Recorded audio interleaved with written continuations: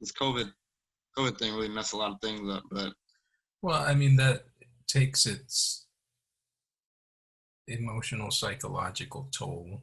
Um, and everyone, we experience it in different ways, but you know, it uh, we're we are all experiencing it. um, I make the best of it, but yeah, it's weird. It's weird not to be able to.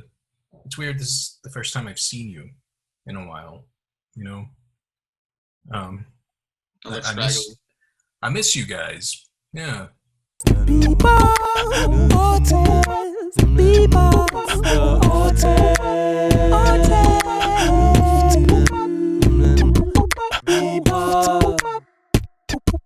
bebop. All right. So I've mentioned it before. Every month and a half, our home at Central Arts, we'd have a show. Good times.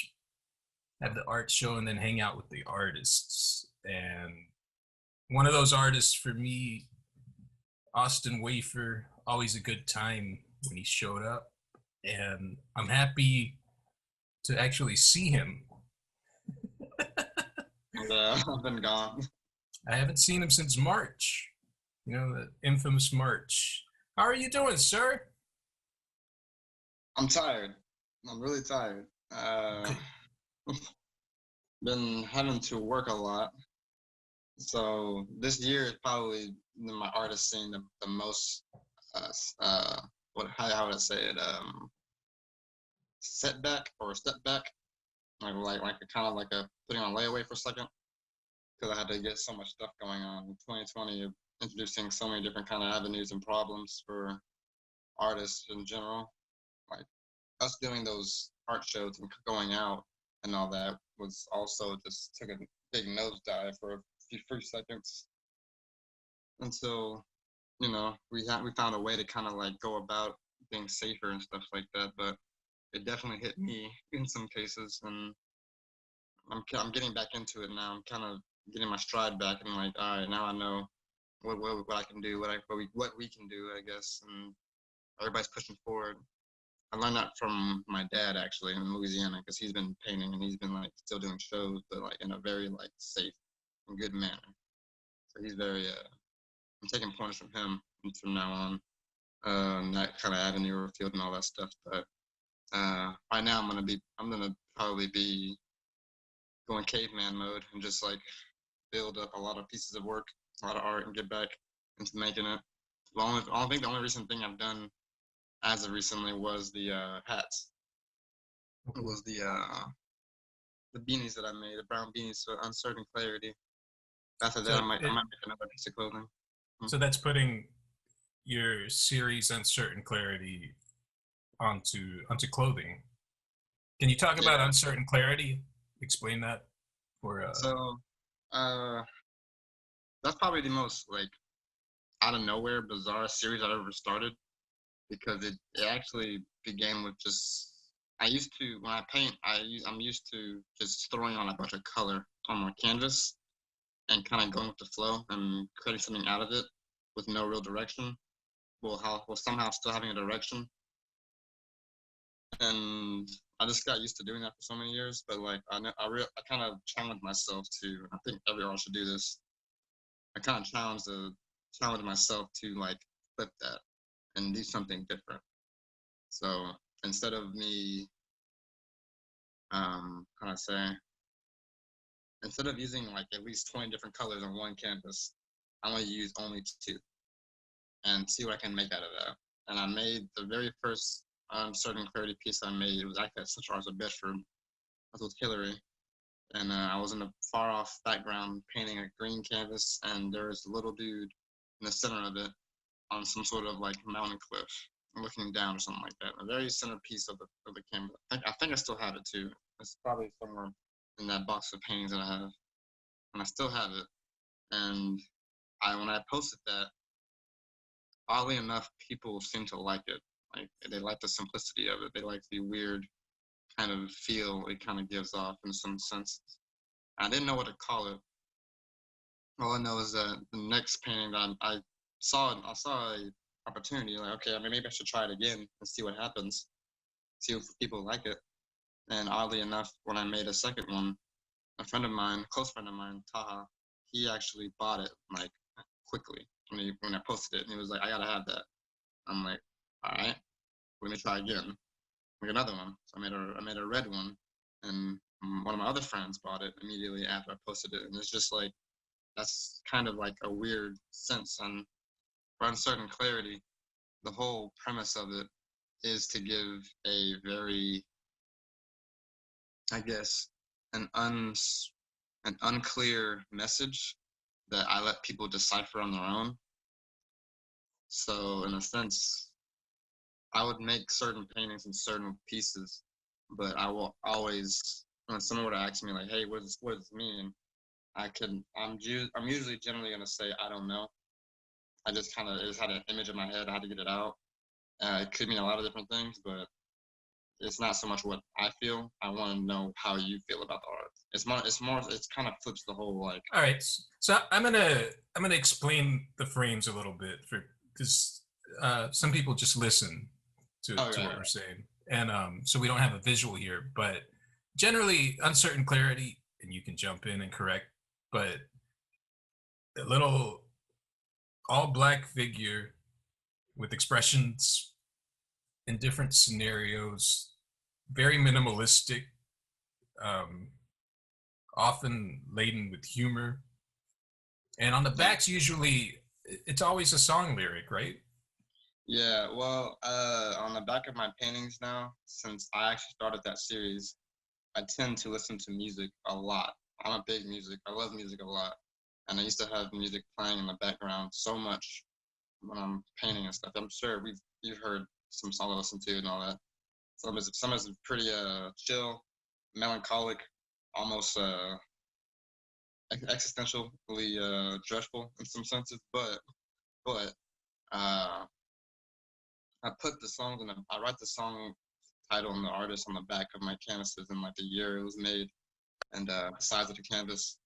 I usually do that to kind of give people an extra like piece of my mind when they take the canvas and they buy it, so they can say I can generally say like, hey, you know, when you also look on the back of that canvas, that's the song I was listening to whenever I was painting that, and that's the kind of vibe I was in and whenever I was finishing up the work. So you might like it, you might not, but you also might like a song. You also might get find out a song you really like just because you just happen to buy a canvas. So I can give you that piece of like extra inning different to different artists and stuff like that. I actually have one piece behind me on certain cars. People can kind of get a visual in a sense. I can grab it really quick. Excuse my room. It's probably my favorite one so far. It's this one. No, so again, what the painting that you were showing, it's a Mhm. green background. Yeah. And this frame, big big head, small body, but again minimalistic. But those are they feel whimsical. Are they whimsical to you? In some cases, yeah. In some cases, it's weird because everybody has different reactions to them. Like depending on what I paint on them. Like I have another one in the background, and that's the one where it's like really long, and everybody's like joined hands together. Um, that got a big reaction. When I remember one time we were at Central Arts of Bedford, and we did a show in front of the actual gallery, and there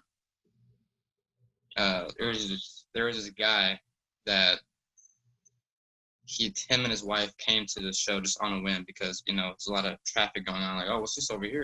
Like what's this interesting? And he came and he saw my work, and he was looking around and checking it out. And then all of a sudden there was a certain piece that I noticed that he kept staring at for more than like 10 minutes or so like that. Like he was staring at it for a long time. And sorry, can't went off. And I noticed it, and I asked him like, "Oh, you like that? You like that piece?" It's I like that piece too. It's like one of my personal favorite ones that I did. and he seemed to have like a very cathartic look on his face, like a very like he was troubled in a sense. And I didn't quite get it, like what was wrong. But he kind of like he wouldn't kind of give me the full detail, I guess, of his personal life, but he kind of gave me a understanding like this piece he's seen it before somewhere, like I made it. I don't know how he has, but he's seen like an image like, in his head himself, I think. And he's like, and it reminded him of his past, of his childhood or something like that. I don't know how all that kind of correlated into him feeling like having this kind of like emotional breakdown with the piece, but that's probably the first time I've ever met somebody that got such an emotional reaction from one of my paintings, and I was close to giving it to him for free just to kind of like make him feel better. I'm like, hey man, you can take it, man, it's okay. But he refused. He was as an artist, I should be more. He said I should be more like I'll you make this so you get paid for it. You know what I mean? I won't do that. So he went back to his car and bought it immediately, and bought his wife another one of the paintings and stuff like that. But that was probably one of the few times where I've gotten like a big like emotional reaction out of somebody that Yeah, well, I mean, not to say that they're like jokes, but there is a whimsy to them. But then sometimes there is the dark humor. I think there was one where one figure is watching another figure getting impaled. Oh yeah. But yeah. It's done in such a like pantomime style that you kind of laugh at it, but then there is a serious edge to it. And I want to backtrack because when I first met you, I mean, I connected to your work immediately because it was very tribal. Just a lot of my thing as well. It's just we have culturally different definitions of tribe, or different experience of tribe. I think because we're both working in that primitive style of shapes and color, like you said, just unleashing on a canvas. But where did that come from for you? In the beginning, when I first started painting, I wasn't that good, obviously. I was like whatever with it. But as I kept going and painting, I kind of just kept putting color and color and more color on the canvas and yada yada yada, doing this and that. And I started painting like very like spacey, almost cosmic, kind of like ethereal pieces. And I like color. I really like color. So that's whenever I painted, I just threw it on there. I was just like, oh, it's like bright. It catches somebody's eye, and people liked it a lot. Yeah, I was doing that a lot, especially when we lived in Louisiana with my dad, and I was having that crazy like the colors seemed sporadic and out of control, but there was control to it. Sure. That's one thing people kind of understand. Like it's not like, even with your work, it's never like just whatever. Like, you do it for every stroke is a reason. I feel like. I never thought that about your work. The color choice was really. I mean, you're saying you weren't very good, but you were. And I don't just hand out compliments like that. I really I liked what I saw. That it was I was excited that you were around, and and I'm still excited that we all show together. So, but Make me blush. I guess what I'm asking, like, it's just out of curiosity, coming from where I create, the tribal thing for me, it is a cultural thing. It is me looking at my ancestral past, looking at how a lot of that was destroyed. It's a different narrative for me, and I'm wondering, like, because I'm trying to think of the pieces, but they just some of them look like when I do pyramids and stuff, or maybe I was just seeing that in them. But that's the earliest work of yours that I remember, and then I do remember the other. All of it's awesome. I have a few, but I still actually have the skull that you gave me, and I freaking love that one the most. Yeah. I love that. It's very. That's why, because even whenever I first met you, like I like this guy's work. Like I don't know what it is about it, but he gets me. Like he knows. He knows. I like this. I think for I don't know. I can't. For my earlier works, when it was like just a lot of color, I think I was like, it was. I will say that I was probably trying to find a like reason, I would say, like like when we paint for different reasons, like different emotional states and stuff like that, and different mental states, like where we are in our life and stuff like that. A lot of my paintings, especially in that earlier parts, were like very like sporadic and like a lot of color, a lot of stuff on it. But at that time frame, I was trying to figure out like, okay, why am I doing that? Like, where is this coming from? Not so much like what's wrong with me, but like, like what's deep in my psyche that's just like I have to put so much into this and make it like look aesthetically pleasing to the eye, where somebody walks in and they immediately see it. Not so much just to grab people's attention to like pay for it or buy it, but just to get someone to look at it and just kind of get their own feel for it and everything like that. And like that's that was what I was kind of having to figure out when I was doing those like very like intense, high detailed paintings in the beginning, and I So never. I think the short answer is like you don't, and there's nothing wrong with it, but you don't exactly know. When I was younger, I didn't. It took me years, and even even now, I'm still figuring out why I do things in the work the way that I do. Mm-hmm. That that's cool. Now, a few times you have you reference the audience a lot when you're painting, because when I'm painting, I'm not thinking about an audience. Like I paint an audience, like people inside my no, pieces. like you've said, I'm thinking about what people will perceive it as. You're oftentimes you're creating, but it seems like you're very conscious of the eyes that will be looking at it. In some senses, yeah.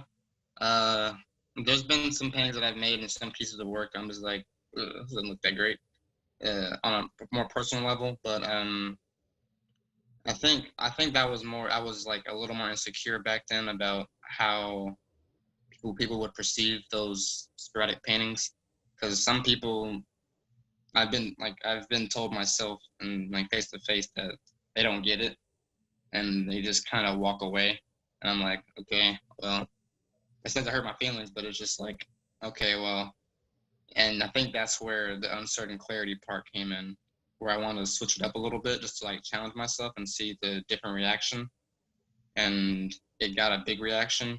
But I've had the urge to make another like big sporadic like canvas again, like a big one, and like just do that again.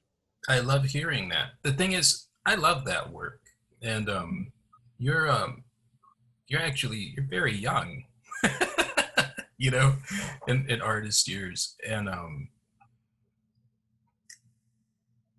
you always, what I have found, this is unsolicited old man advice, Austin.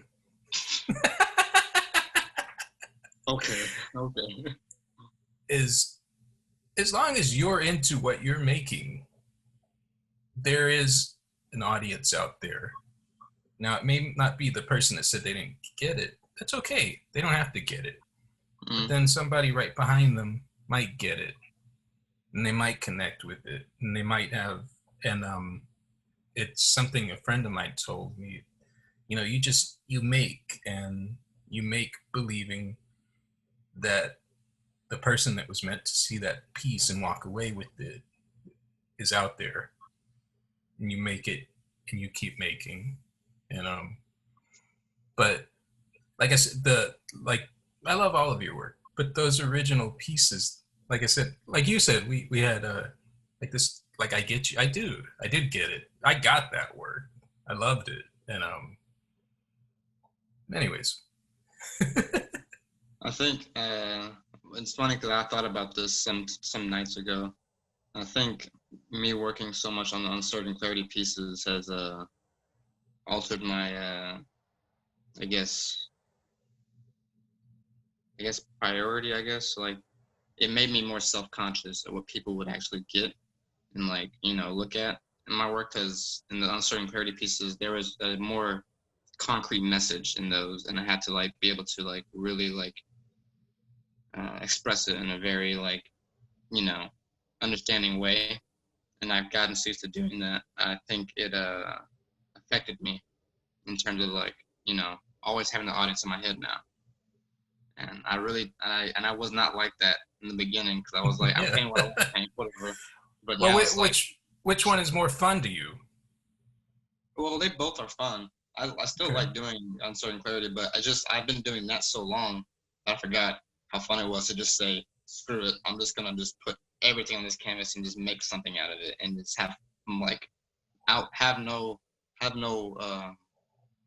goal or no like ending kind of like thing. Just go with it and just stop when I feel like I should stop, Right. rather than just like stopping.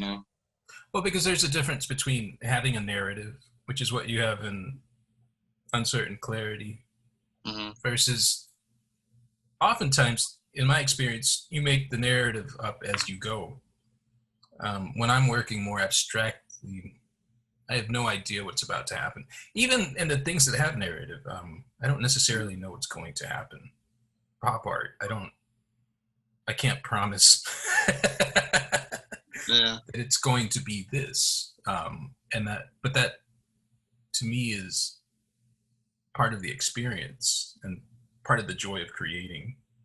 So, it's weird. I'm really trying to level myself out again, because I write and I mhm. also draw, and those two things are, you at least for writing, you want to be you know have your message being understood, what you're trying to say. I'm finishing up a book and I'm trying to get that edited and get that out and possibly like published soon somewhere on Kindle. Uh, Cool. I'm trying to do that, and drawing is taking a kind of a back seat too, because it's very labor intensive if you draw a lot. But it's also the same thing. It's very like you want to be a little concrete and understanding of that. And I actually used to use the paintings as a scapegoat to get out of that. So now my paintings turn to uncertain clarity, and it's good. But it's also taken away the. I forgot that I can also just say screw it and just make whatever I want on canvas. So now I think about it just some days ago, and then you mentioning it to me today, it kind of like, all right, I'm gonna go get a big giant canvas. I'm gonna say screw it. I'm gonna do whatever I want. I'm gonna I post love this it. on my fun. So This is good news. yeah, I've had that urge in me for a hot minute. I'm just like, what is this? What am I trying to do? But I don't know what it is. And Yeah. now I know what it was. It was just having some old fashioned overload creativity fun on a canvas. Yeah. I So, actually want to do. I'm sorry. You go ahead. I mean, it sounds like I say, like I said, the famous March came, and that famous Friday the 13th, and it sounds like you didn't create much since then. Like, what was going on? Like, just Well, it's been like, busier. yeah, it's been a really busy year in terms of like trying to work and work on Amazon, trying to work and get save up money. Having some setbacks too with everything that's been going on. I guess personal stuff. Um, uh, COVID didn't help.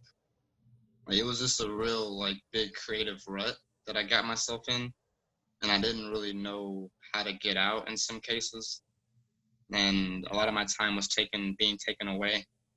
And and I was noticing myself getting a little more agitated and angry, and like more so like just down. I wasn't doing anything creative. Like I have to have that to keep myself mentally and emotionally stable. Because if I don't, then I'm just like another like, you know, miserable guy walking around just mad at the world because I haven't figured out what I am yet, you know. But I know what I am. I just need to get back into doing what I'm supposed to be doing. And that's just making art and making, you know, getting my ideas out of my head. And if it makes somebody happy and they buy it, that's even better, you know. It's spread.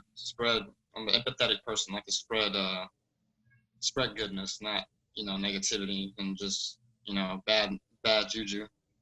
But the important thing is you had that period. You're out of it. Yeah. You're making stuff. I'm Do back. I need to check in on you? you can come and check in if you don't need to. Like, hey man, what you draw today? Like, no, get on. Like, honestly, get on my ass if like you feel like. I'm not above lecturing you. Well, I don't know if I am. You probably have sensed that in the past.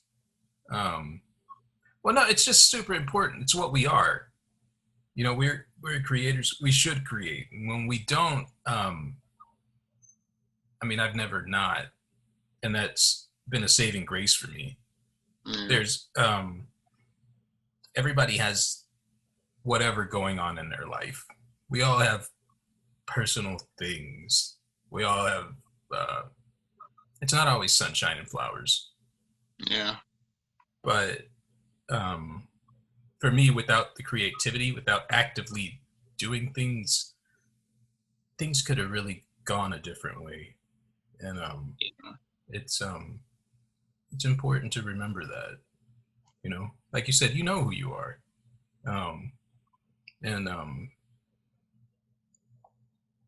You know, there's really no reason for a creative rut.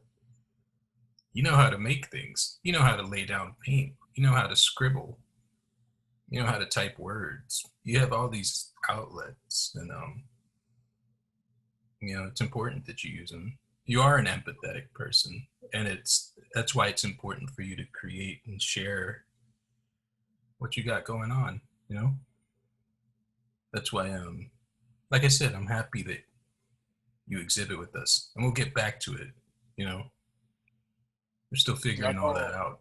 Yeah, that's all still getting like, you know, I know it's getting changed and stuff right now and everything, but because I haven't been there in a hot minute. All I know is that I was getting moved or something like that. Yeah. So I just kind of left it stay out the way. Yeah, it's well, as far as the space we show in, and it's getting moved around, and we'll figure it out. Yeah. You know, for me, it's. I mean, I've produced an insane amount of work during this time. It's been cool. You've been busting tail. I was like, man, this guy is posting every day. How does he do it? I'm well, like half dead asleep over here. It's really interesting. It's part of making this podcast. Part of everything is I think when we all regroup, you know, as far as our circle, mid-cities artists, there's a lot more we can do than we're conscious of. You know? So, what else, man? Well, I've been getting to Warhammer. That's like been my. What is that? I've been reading a lot. Like art may have taken a backseat, but I've been reading and getting to Warhammer a lot. Warhammer. That's good. That's inspiration. It's like, and it's funny because I'm actually like reading so much, and I'm actually getting better with like my storytelling because I'm reading so much and I'm figuring stuff out. So in a sense, like it took a backseat, but at the same time, what it took a backseat for, it's actually gonna help it out in the long run. So well, in terms of reading is important. You differ in that respect. I think that some of the art, especially when I think back on the people I've talked to in this podcast, you differ, and I think that's another commonality that you and I have. I don't know if you know, but like my background, um, some of my degrees were in literature, Hmm. and I actually started out, creative writing. But the thing for me, it was just wasn't immediate enough for me, and I'm an impatient person, and so I started Yeah. to make images and tell my story quicker. But I still read a lot, and it just enhances everything you do because you're Yeah. It getting really, it different makes worlds. everything. Yeah, it makes Hmm. everything just like it gives you, it opens up your mind to more different things. And I feel like an artist should always have the avenue of like experiencing and finding the new, like always self improving and like having that sense of like wonder. Because I feel like if you don't have that sense of wonder and like self improvement, like you kind of stifle yourself a lot. Like you don't let your mind like, hey, what else is like out there in a sense. So at least that's what I've noticed with myself. But I have to have like a different. I have to look at and find out new different things. Warhammer was like the one thing that I got into, and I was like, oh, cool. And then I got like a little like All right, Funko well, Pop. school my uneducated self here. What Warhammer?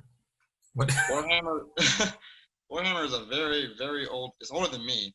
It's actually a very old franchise that is a tabletop miniature game Okay, that you you can go to like the store and buy like these figurines and construct them together and you paint them. I'm gonna interject. Okay, so High Elf Great Eagle. Does that mean anything to you? That sounds familiar. So my I don't. brother, my brother, Yeah. but when he was much younger, I had to run an errand for him.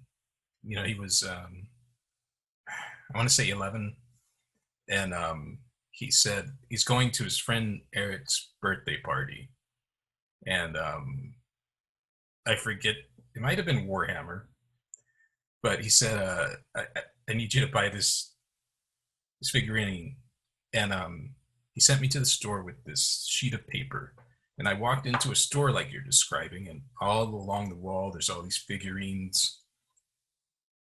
And I have, so I'm older than my brother. I was in my 20s, but I'm very apprehensive. And the guy says, "May I help you?" And I felt silly, because I look at the paper and I said, "High Elf Great Eagle," like with the question mark. And he's like, "Oh, yes, 1 minute." Walks, takes it off the shelf, and there's like a ton of these, hands it to me. And is that what Warhammer is? No, Warhammer. Well, like in a sense, it's like figurines, but it's like this giant franchise of these. I actually have a figurine that I made. Hold on, I'm gonna show you. I'm very proud No, of my work. no, I'm Very proud of extremely my amused. work. Like it's such a cool franchise. It's like you get like these little figurines you can build and paint Okay. yourself. And like Well, I yeah, got it was into it. something like that. Yeah, I got into it because it's funny because you say you kind of got into you figured out about figurines and stuff like that through your brother. I also figured out about Warhammer through my brother because when I think I was like 9 or 10, I went to we were in the mall, the Irving Mall, and I was with my mom, and she said, "Go get your brother. We're gonna leave." And for some reason, I knew where he would be at because they had a Warhammer store inside the mall. I don't know if it was Irving Mall, or Grapevine Mall, but I walked inside this place, and there's these big, giant like tables with like terrain on it, like trees and like this kind of like mossy grass. And these guys are like huddled around the tables and all that. And I didn't know what was going on, but I look on the table and I see these dudes, like these little guys, like they're moving around and stuff like that. And I'm like, "Gee, that looks so cool. That looks really neat." I saw my brother. And I was like, "Hey, Philip, we gotta go." And he's like, "All right." And before we left, I looked at the figurines on the table again. And I'm like, "Man, that's really cool. What are these? What are these called? Warhammer and stuff like that." And I think Philip even had a couple of figurines whenever, when it was younger. But I never heard of it ever again until like this year when it kind of started blowing up. And I watched a YouTuber and he talked about why she get into Warhammer. And I'm like, hey, wait a minute, that looks really familiar. And then I watched a video about it. And I'm like, you know what? I'm gonna go get this like right now because it's a pretty cool franchise. Like you can only honestly, I got it because I want to paint figurines. I've never done that before, and paintings are pretty fun to build and like consume and like make your own little dudes and stuff like that. And then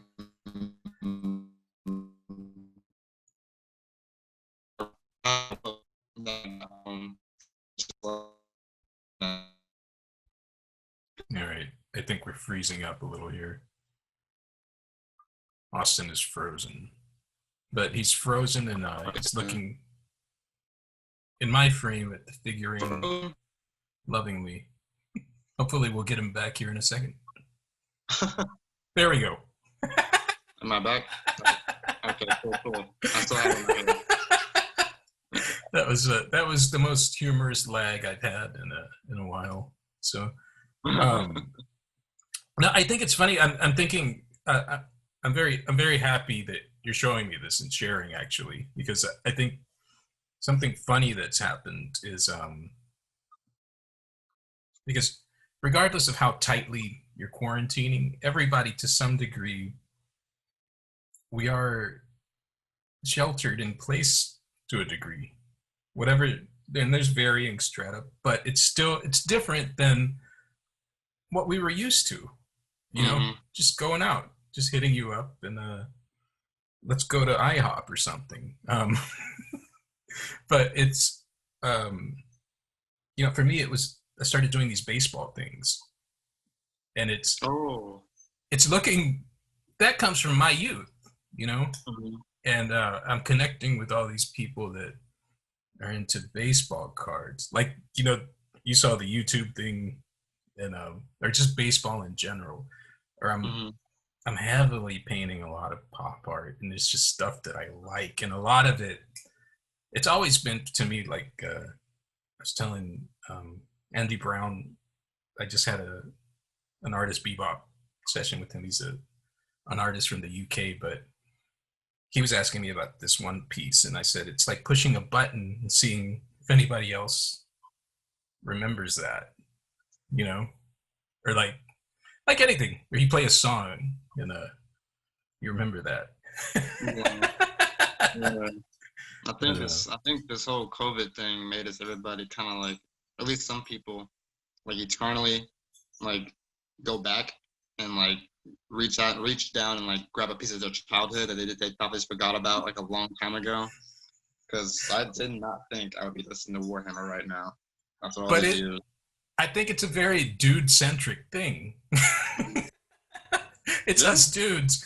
I'm getting hit up for more like the comic book stuff. I've done comic book stuff before, but right now people are super into it, and it's dudes. And it's dudes that wouldn't usually buy them because they might get in trouble, but there's a fearlessness now. It's like I can be into my little nerd stuff because we're in a pandemic. And it's so I love weird. it. It's so weird because comics are like getting more and more. I think because of Marvel and the MCU and all that, they're getting more and more like, that's fine, that's okay. Well, you can do that. You know what I mean? Yeah. It's so crazy how everything is just like, I don't know how everything plays out in the end. It's so weird. It's so weird. Like, I didn't think I have so many books that I have to read. I'm trying to get through and read. I've been reading so much, but I'm learning a lot though. And that's what's helping. That's been my thing. My saving grace this year is just reading and doing figurine painting and all that stuff, and like getting into this. Yeah, how quarantined are you? Like, you pretty much go to work and go home? No, I go to work. Well, yeah, I go to work. Yeah. Even when I go to work, it's like kind of weird because we still gotta be careful. Yeah. Because like we have to meet these different kind of people and stuff like that, or we try to like we have to follow a certain precaution because some people kind of forget that COVID is a thing, and I have to be extra careful when I'm at work to kind of like, hey, 6 feet, or hey, like we'll get in trouble too if they notice that we're not, abiding by that at work. So it's like, in a sense, I don't know, this COVID COVID thing really messed a lot of things up. But Well, I mean, that takes its emotional, psychological toll.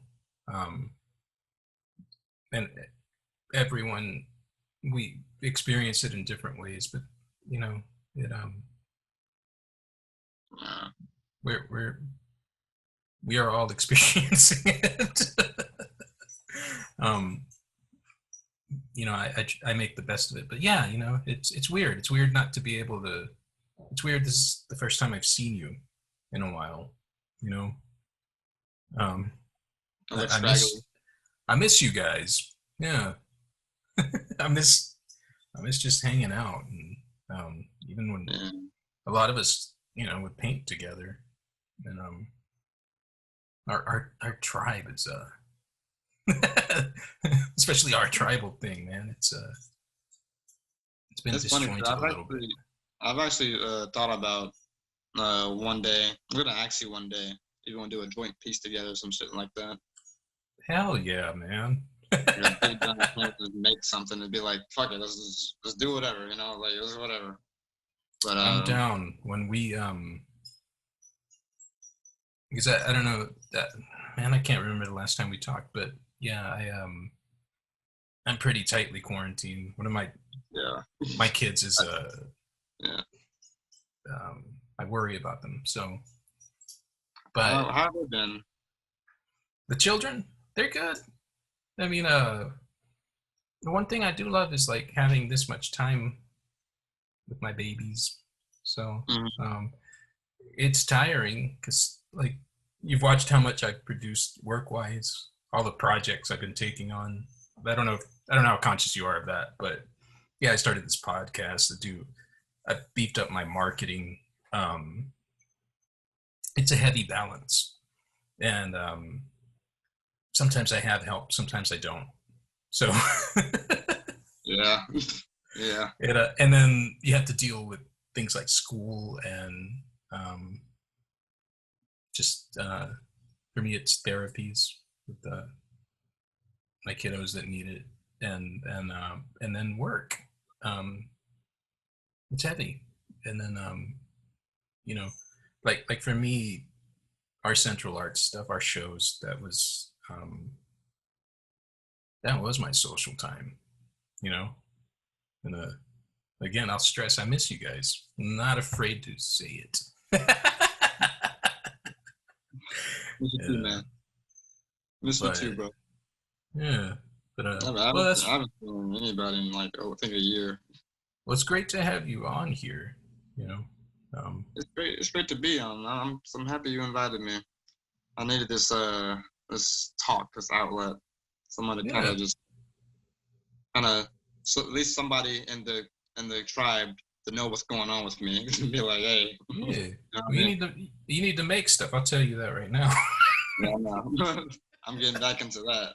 I'm trying No, to. I'm down. We'll get the biggest canvas we can get and make something out of it. Um, yeah. Did you did you like the piece I made of you? Oh, that one? Yeah, it's so funny because like I looked at it, and I was like, that is so me. Somehow, I knew immediately that it was me, and he gets it. Like, how did he do that? Like, I don't know how like that. It got my complete complexion so perfectly, but whatever. That's funny, Yeah, man. it was actually pretty spot on. I was like, that's all right. I like that. I like that. He got me.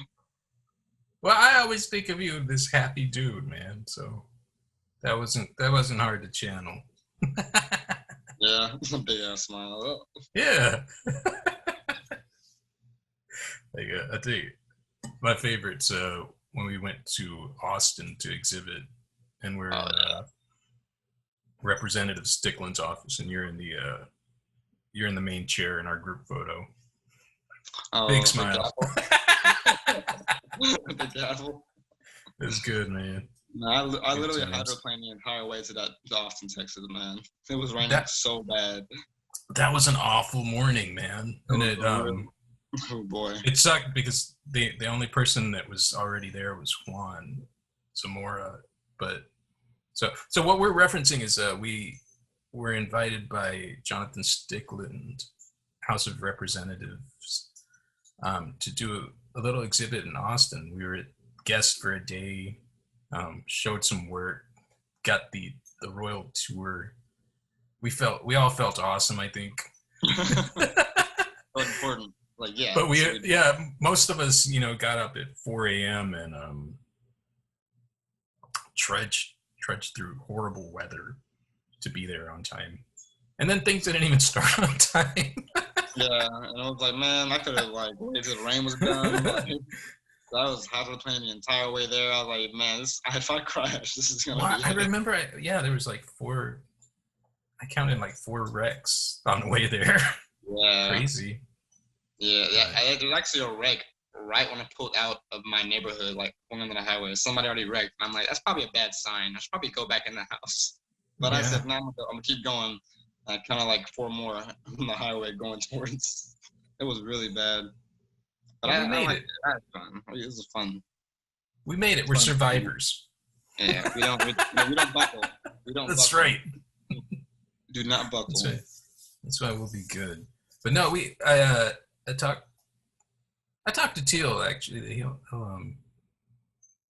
buzz. He dropped some. I don't know if you saw the Little Monster project I started. Mm-hmm. He drew some monsters for that. So people are listening. littlemonsterproject.org. Hey, man, I need to write notes, but tell people where they can find your work.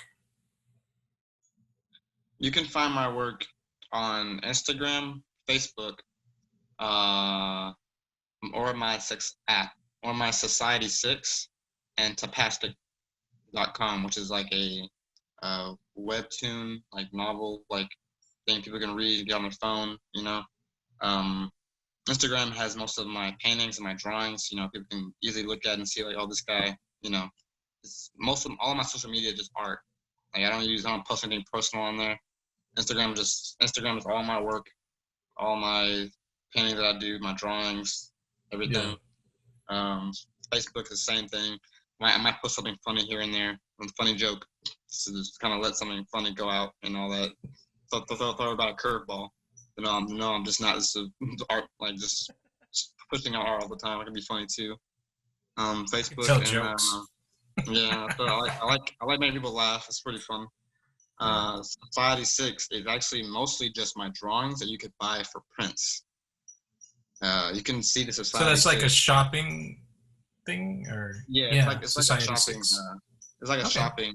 You can go on there and buy like pretty much most of my drawings I've ever drawn. I have prints of them or canvases made out of them and all that. And I get some of the money, that you buy for. You buy it, I get some part of the money for it, and Society 6 gets some of it. But that's like where most of my work, drawings at least, are posted on site there. And Tapastic is where I post my comic book and my novel that I just kind of finished. So I have to edit and make right. So that's awesome. Juggling, painting, drawings, comic books, writing. Hey, it's all expression. So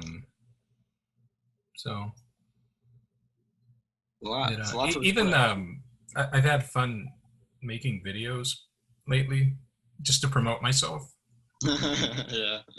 But your creativity is everywhere. Like for any of us that create, we will find ways to incorporate it into anything we're doing. Yeah, that's true. That is true. I didn't think I also realized like foot store. I realized me making comic books was actually like at a young age. When I started like around 7 years old and doing it till now, it actually helped me out in terms of like structure, storytelling, pacing. Like it actually does a lot for you when you make comic books and you like do it so well, because you start getting really good at it. And it's like I kind of found out like people that make comic books, they also can do like writing or work in a film, because they already know like structures, how to like this is the pacing where we're gonna go by, and the shots and all that stuff. And like there's a very weird like niche that and like skill you kind of get when you're like focus heavy on comic books and then you take it somewhere else. It makes, because when you draw first and you get really good at drawing, painting will be pretty easier, much easier for you. I feel like that's what I've been told, at least. And I feel like that's me doing comic books first also helped out a lot with me doing those different avenues and going away and kind of coming back to it. Cause I'm like, oh, Yeah. this is pretty interesting. I didn't know I could, do that and be comfortable with it.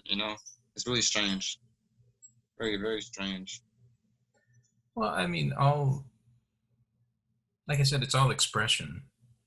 It's just even I think 2 episodes back I had Kid Mental. I don't know if you heard the theme song for this podcast, but I had this guy Kid Mental write it, and so I brought him in and talked to him because I think I think he calls himself Human Beatbox. Okay. And so he did a little demonstration, like pretty much as soon as we went on, and it was just him making sounds and then looping. It was like watching somebody paint, and it is. He's just using sounds, and in that instance, sounds that just emanate from one person, which is pretty cool. And what you're describing with comics, it's editing and composition and positioning, all of that visual experience that of course is going to seep in. That heavily seeps into your uncertain clarity, because they are like their own comic strips. So yeah, it's cool, man. But all right, I'm gonna round us out here. You're definitely gonna come back. You're stuck with me, Austin Wafer. That's all right. I'm cool with that. I've been gone for too long. It's good to see you, and you don't have to wait for artist Bebop to hit me up if you ever just want to rattle. Like I said, I'm in touch with Teal Sons a lot, so I haven't seen his butt in so long. Yeah, I physically saw him, from a social distance. But, yeah, from down the block. But